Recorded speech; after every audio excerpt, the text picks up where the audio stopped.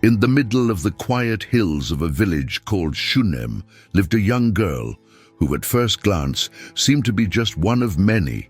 Simple houses, a peaceful routine, the smell of bread baking in clay ovens, and the sound of the wind dancing among the vines. It was a place where the seasons passed unhurriedly, where life followed the rhythm of the land. But there, in that hidden corner of Israel, Abishag was growing up. Her parents never imagined that this little girl, with her watchful eyes and light walk, would one day set foot in the king's palace. Nobody imagined it, and anyone who saw her passing through the market, carrying baskets of fruit or helping the women at the well, noticed her beauty, of course, but it was more than looks. She had a different look, a calmness on her face, a firm way of looking at the world, like someone who hears something that others don't hear. Subscribe to the channel for more exciting Bible stories and activate the notification bell so you don't miss any videos. If this content touches your heart and you'd like to support us, feel free to click on the Thanks a Lot button. All help is welcome and makes a big difference. Time went by and Abishag blossomed. Her beauty spread like a warm breeze, subtle but impossible to ignore. The elders commented quietly, and the young people looked away out of respect. Some even tried to approach her, but she always seemed to have her mind elsewhere, as if she knew without really knowing that her path lay elsewhere. Meanwhile, in Jerusalem, at the heart of the kingdom, old King David was fighting another battle, not with swords, but with his own body. The doctors tried everything, but nothing worked. The king felt cold, a cold that didn't come from the weather, but from within. An icy void that not even blankets could solve. That's when his servants had an idea, and that idea would cross the city walls, sweep across the hills of Shunem, and change the fate of that young woman in a way that no one could have predicted. The news spread quickly, first as a whisper among soldiers, then as a whisper among the women of the palace. King David, the warrior who toppled giants and commanded armies, was now barely warm. He slept curled up, even under heavy blankets, with cold hands and a pale face. It wasn't just his body that was failing, it was time taking its toll. And at that moment, an old counselor had an idea. Strange, perhaps, but desperation calls for different measures. Let's look all over Israel for a beautiful young virgin who can look after the king, be by his side, and warm him with her body. So they said. And so they did. They sent servants, messengers, horsemen. They knocked on doors, looked into the eyes of many girls. But in none did they see what they were looking for, until they arrived in Shunem. When they saw Abishag, they didn't need to talk much. Her beauty spoke before her mouth opened, but there was something more. A sparkle in her eyes, a presence that occupied space. It was as if she carried within her a peace that not even the warriors could explain. They didn't ask if she wanted to. That wasn't the custom. It was the king, and the king called. And when the king called, there was no saying no. Abishag went up to Jerusalem in simple clothes and with a heavy heart. He had never seen the palace, never set foot in such cold, long corridors. When he entered the king's bedroom, the smell was of old oil, old wood, and longing. David was there, lying down, almost lost in the blankets. She approached slowly, not knowing if he could see her. King David's room was large, but the silence inside was even greater. Abishag walked between the heavy curtains and the dark wooden furniture with light steps, almost floating, like someone who doesn't want to wake his own shadow. The king barely spoke. Sometimes he opened his eyes, sometimes he just mumbled names from the past. Children, battles, promises made under a sky of war. She didn't understand everything, but she listened carefully, like someone holding a memory about to slip away. She covered him, fluffed the pillows, brought him fresh water. And even though she was never touched in an intimate way, she was the only one who spent the nights there, next to the man who had once been called the man after God's own heart. It was a strange scene. the king of psalms and swords, now as frail as a dry twig, being cared for by a young woman who wasn't even part of royalty. Abishag didn't say much, but the servants commented. The walls listened. In the palace, where everything became a topic, her presence gained weight. Some said she was just a servant. Others thought she was more than that, and there were those who saw her as a sign, as if her beauty inside was the harbinger of change. Outside, the buzz was growing. After all, if the king was no longer in charge, who would take the reins? Who would have the courage to stand up and occupy the throne before time decided for everyone? And it was in this silent tension, while Abishag looked after a king who barely spoke, that someone decided to make a move. One of David's sons, restless and ambitious, saw in that fragility the perfect chance to do what many had thought, but few dared: put on the crown before its time. Adonijah was handsome, tall, and full of presence. He was one of those people who arrived in a room and made everyone look at them, even if they didn't want to. The son of David and Haggith, he came from a lineage that still felt entitled to shine. And when he saw his father wasting away between blankets and sighs, he saw what no one was saying out loud. The throne was there, wavering, with no real owner. He didn't ask permission. He didn't wait for anyone. Adonijah set up his own plan. He called allies, organized a party, prepared chariots, horses, and soldiers. As if it were a parade, he proclaimed himself king, with trumpets and banquets, far from his father's eyes. Meanwhile, in the palace, Abishag continued to look after David, as if the chaos outside wasn't about to burst through the walls of the royal bedroom. Adonijah's feast wasn't just a celebration, it was a warning, a silent cry saying, "The king has fallen, and I rise." But not everyone swallowed this quietly. Nathan the prophet sensed the danger in the air. He knew that if Adonijah took the throne by force, blood would flow. And that's when he ran to Bathsheba, Solomon's mother, and whispered the truth in her ear. "If you don't act now, you and your son are lost." While Adonijah was toasting as if he already had the crown on his head, an urgent movement was taking place inside the palace. Doors opened and closed quickly. Advice was exchanged in whispers.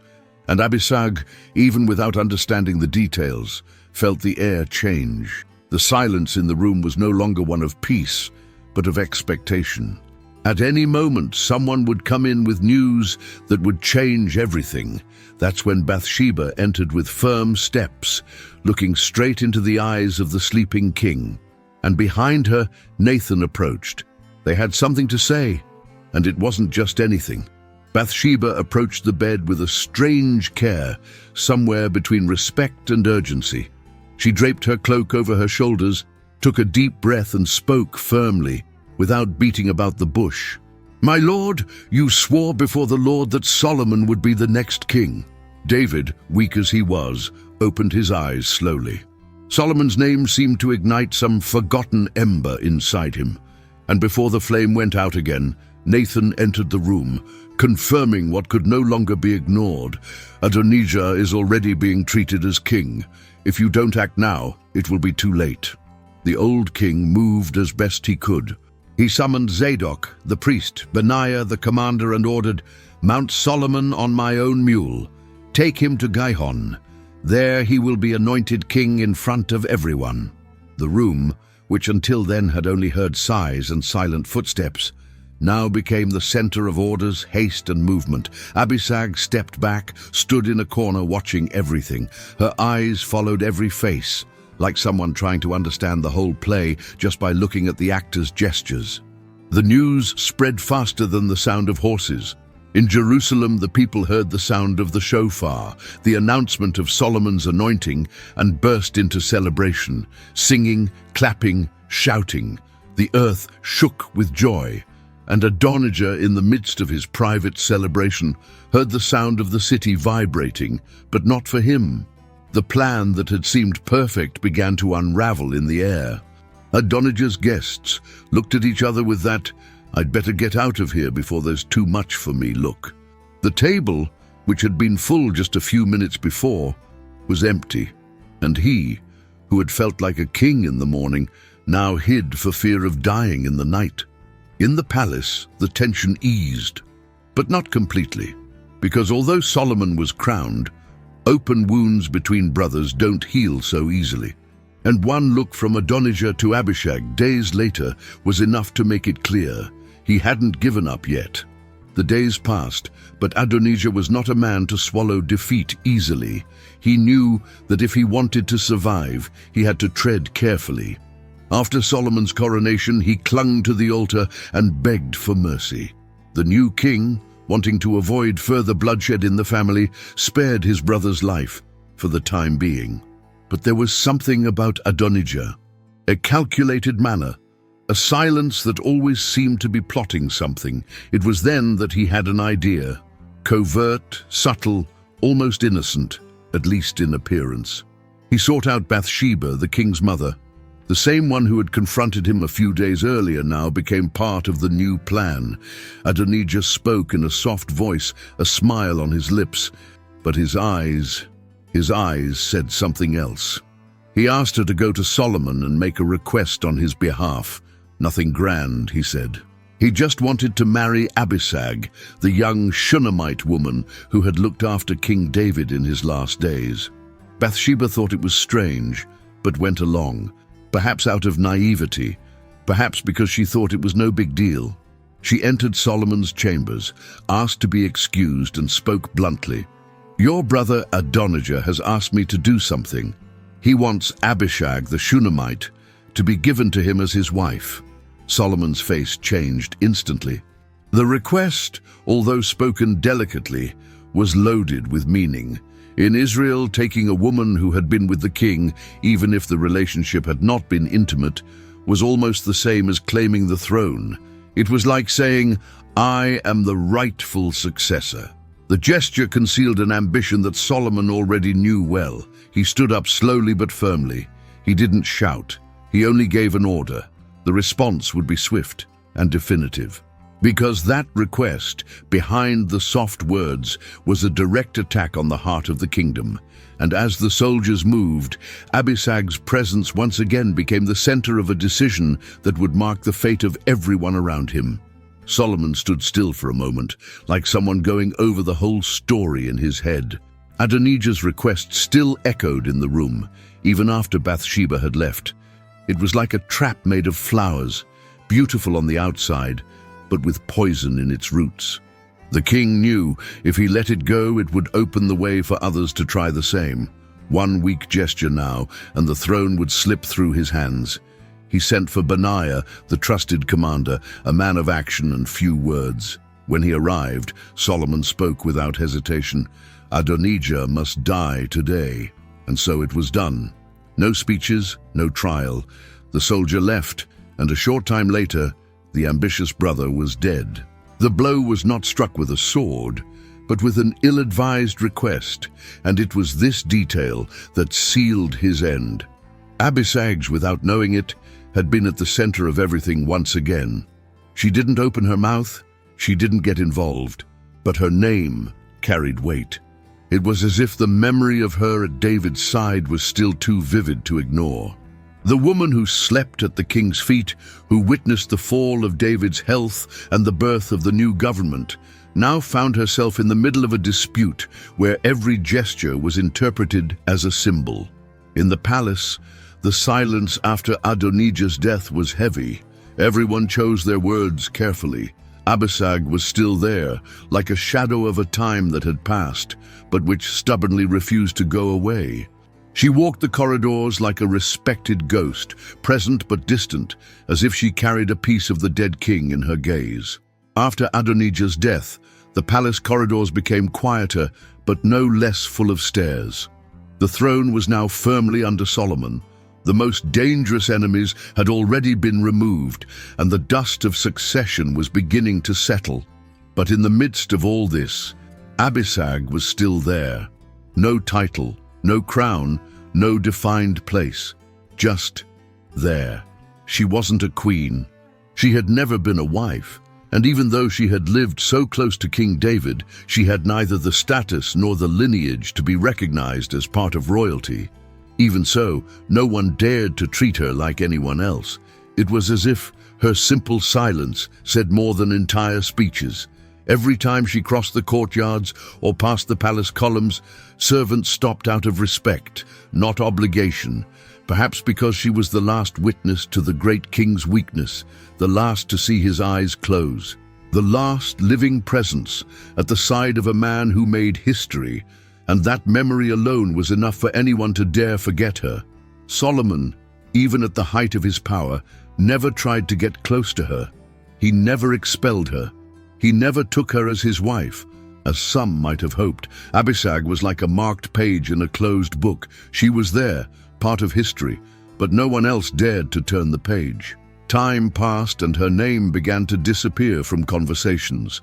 Little by little it became a memory. The beauty that once caused a stir was lost in the rhythm of the days. But she remained, invisible and present, like a symbol of something that cannot be named. Abishag was not remembered for speeches, nor for great deeds. She never led wars, never occupied the throne, or even had a voice in the palace councils. But even so, it was impossible to erase her presence from Israel's history. Wherever she went, the silence gained weight. It was as if time slowed down around her, as if the walls still whispered her name when no one was listening. She was at the center of decisive moments without having to raise her voice. It was enough to exist, being in the right place or wrong place, depending on who was looking, at the right time. It was because of her that Adonijah sealed his own end. It was because of her proximity to David that the succession became a race against time.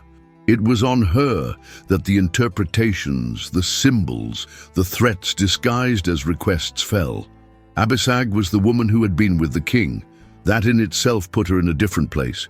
It wasn't a title, but it was a weight. And everyone knew it, even if no one said it out loud. She was remembered not for what she did, but for what she caused, like a stone thrown into a pond, creating waves that spread out, reaching distant places. And ironically, the quieter she was, the more her figure grew between the lines of history.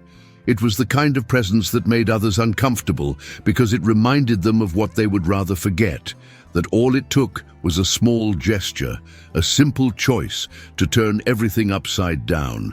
The years went by, and her name began to disappear from the records.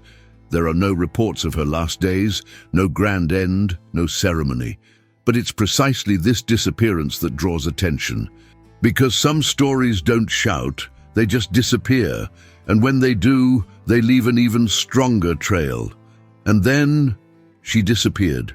Not suddenly, not with any fanfare. Abishag slipped into the corners of the story until she was completely silent. After Adonijah's request and Solomon's decision, she was never spoken of again. Not a single line about her future, no sign of marriage, children, travel, or a peaceful old age. Nothing. As if the world had simply moved on without her. But the emptiness that remained spoke volumes. The absence of records was almost a muffled cry, as if history, for some reason, had decided to leave her out. But anyone who really pays attention knows, disappearing from words doesn't mean disappearing from impact. ABISAGUE didn't need to be in books to remain alive in the aftermath. What remained was the memory. The image of her walking slowly through the corridors of the palace, her feet barely making a sound. The calm way she looked at others, without having to impose herself. The role that was never given to her, but that she fulfilled nonetheless. Of a strong presence in a time when decisions were mixed with silences. Maybe she went back to Shunem. Perhaps she chose an ordinary life, far from the eyes and whispers of the palace. Or perhaps she lived right there, among the shadows of a place that was no longer hers. But whatever the end, he stayed off the pages. And ironically, that's what made it eternal. Because sometimes what isn't said weighs more than 1,000 stories told. And Abishag, with his soft speech and firm steps, became just that, a blank space full of meaning. A memory that no one really understands, but that no one forgets. Abishag's story ends the same way it began, without much noise, without applause, without a brilliant ending. But that's precisely where its value lies. In a world full of loud voices, it was her silence that made a noise. At a time when women were little seen and almost never heard, she became a key player at a decisive moment in Israel's history, without having to raise her hand or raise her voice. She shows us that you don't always have to take center stage to be essential. That being in the right place, even without fully understanding why, can be part of a bigger plan. Abishag didn't choose to be in the palace. He didn't ask to look after the king. She didn't want to be the target of Adonijah's eyes or the reason for a death warrant.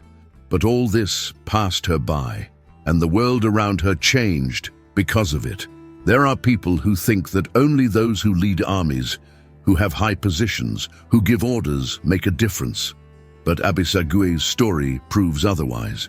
Sometimes it's in the simple gesture of caring, in the firm silence of those who observe, in the posture of those who stand up even without answers, that the biggest turning points happen. She witnessed the end of one reign and the beginning of another. She was a symbol, a shadow, a sign. And even without knowing it, she carried in her name decisions that changed the course of kings. Her lesson is subtle but powerful. The voice that moves the world is not always the one that shouts. Sometimes it's the one that stays, the one that listens, the one that resists, and even if it is forgotten in the pages of time, it leaves marks that cannot be erased. Because, in the end, God also calls those whom no one notices, and it is with them that he builds the most unexpected stories. If you liked Abishag's story and want to keep following other stories of faith and overcoming, be sure to like this video and share it with those you love. And of course, subscribe to the channel so you don't miss out on any new content. Together, let's explore more powerful lessons from the Bible.